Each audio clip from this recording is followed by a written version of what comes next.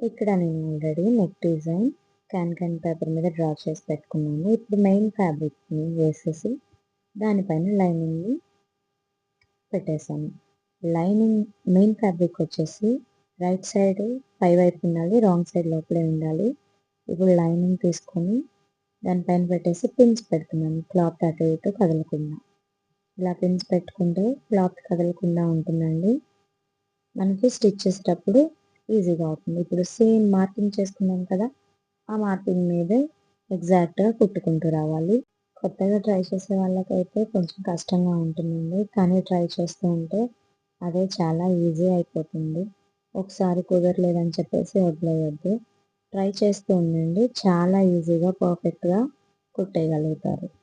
ఇలా ఎగ్జాక్ట్‌గా మార్కింగ్ చేసుకున్న వాటి మీదే స్టిచ్ చేసుకుంటూ వస్తే చాలా పర్ఫెక్ట్‌గా వస్తుంది. ఆ కర్వ్స్ అవన్నీ. ఈ వీడియో గనుక నచ్చినట్లయితే ఖచ్చితంగా లైక్ చేయండి. లైక్ చేయడం మర్చిపోవద్దు. అలాగే మా ఛానల్‌ని సబ్స్క్రైబ్ చేసుకున్నారంటే నేను అప్లోడ్ చేసే ప్రతి వీడియో ఫస్ట్ మీకే వస్తుంది. ఇలా చేసుకున్న దాన్ని చుట్టూ ఒక పావు ఇంచు లెంత్ ఉంచుకొని కట్ చేసుకోవాలి.